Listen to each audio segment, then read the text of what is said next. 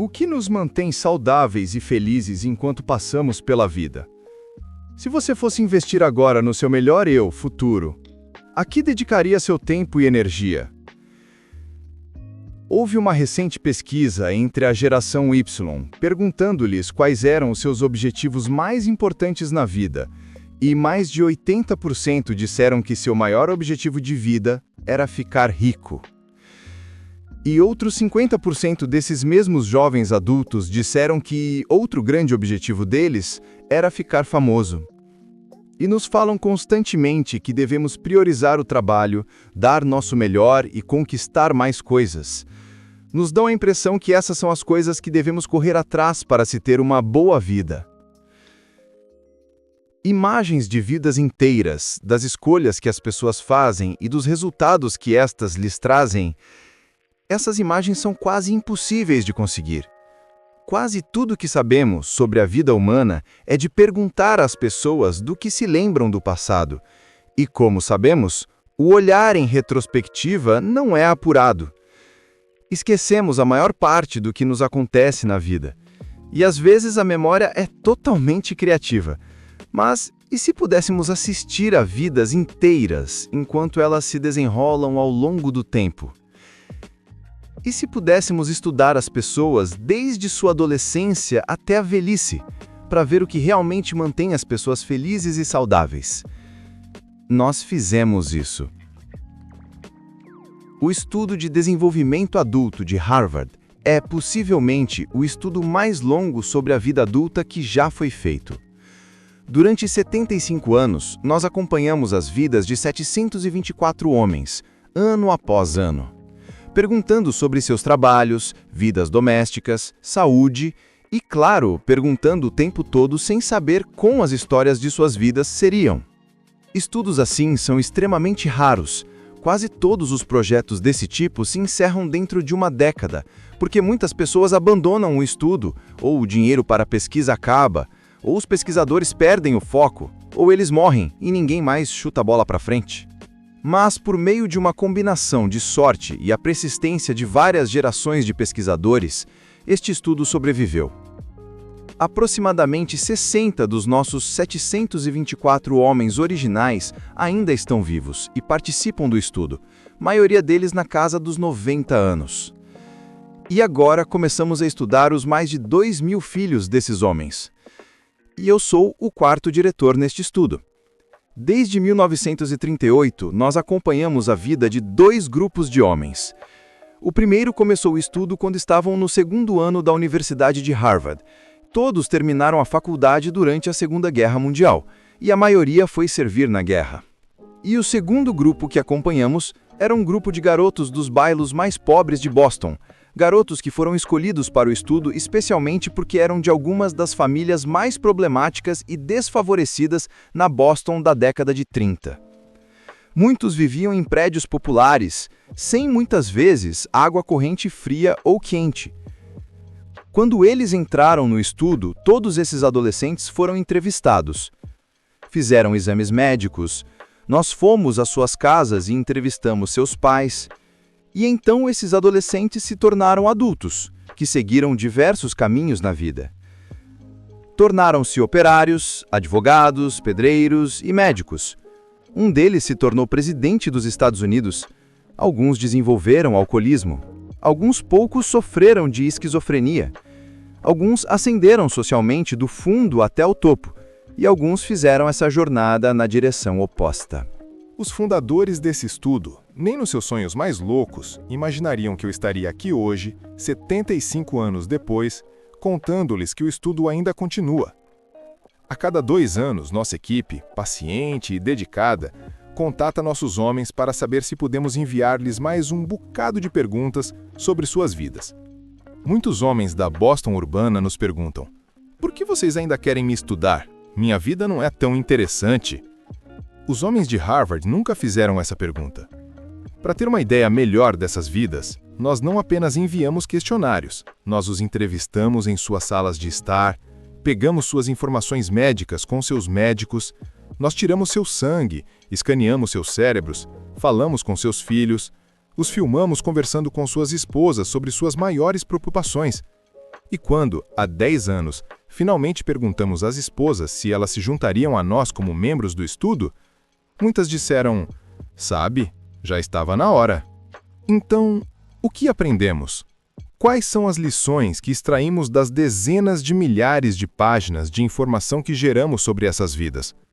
Bem, as lições não são sobre riqueza, ou fama, ou trabalhar mais e mais. A mensagem mais clara que tiramos desse estudo de 75 anos é esta: bons relacionamentos nos mantêm mais felizes e saudáveis. Ponto final.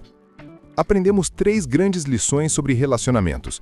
A primeira é que conexões sociais são muito boas para nós e que a solidão mata. As pessoas que estão mais conectadas socialmente com a família, amigos e comunidade são mais felizes, fisicamente mais saudáveis e vivem mais longe do que as pessoas que têm poucas conexões. E a experiência de solidão é tóxica. Pessoas que são mais isoladas do que elas gostariam descobrem que são menos felizes. Sua saúde decai precocemente na meia-idade, seu cérebro se deteriora mais cedo e vivem vidas mais curtas do que aqueles que não são solitários. E o fato triste é que, em qualquer período considerado, mais de 1 em cada 20 norte-americanos relatará que está solitário. E nós sabemos que você pode se sentir sozinho numa multidão e pode se sentir solitário num casamento.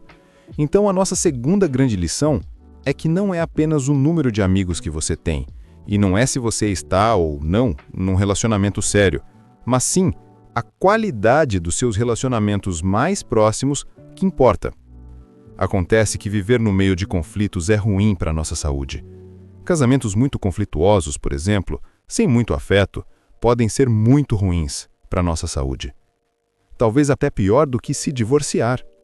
E viver em meio a relações boas e reconfortantes nos protegem. Uma vez que tínhamos acompanhado nossos homens até os seus 80 anos, queríamos observá-los novamente na meia-idade e ver se poderíamos predizer quais deles iam se tornar octogenários felizes e saudáveis, e quais não iam. E quando juntamos tudo o que nós sabíamos deles aos 50 anos, não foram seus níveis de colesterol de meia-idade que predisseram como iam envelhecer. Foi o quão satisfeitos estavam em seus relacionamentos. As pessoas que estavam mais satisfeitas em seus relacionamentos aos 50 anos eram mais saudáveis aos 80. E relacionamentos bons e íntimos parecem nos proteger de algumas circunstâncias adversas de envelhecer. Nossos homens e mulheres mais felizes em uma relação relataram aos 80 anos que nos dias que tinham mais dor física, seu humor continuava ótimo. Mas as pessoas que estavam em relacionamentos infelizes, nos dias que tinham mais dor física, ela era intensificada pela dor emocional. E a terceira grande lição que aprendemos sobre relacionamentos e nossa saúde é que relações saudáveis protegem não apenas nossos corpos, mas também nossos cérebros. Ocorre que estar em um relacionamento íntimo e estável com outra pessoa aos 80 anos é algo protetor. Que as pessoas que estão em relacionamentos, nos quais sentem que podem contar com outra pessoa em caso de necessidade, têm suas memórias preservadas por mais tempo. E as pessoas em relacionamentos nos quais elas sentem que realmente não podem contar com a outra, são as que acabam tendo declínio de memória mais cedo.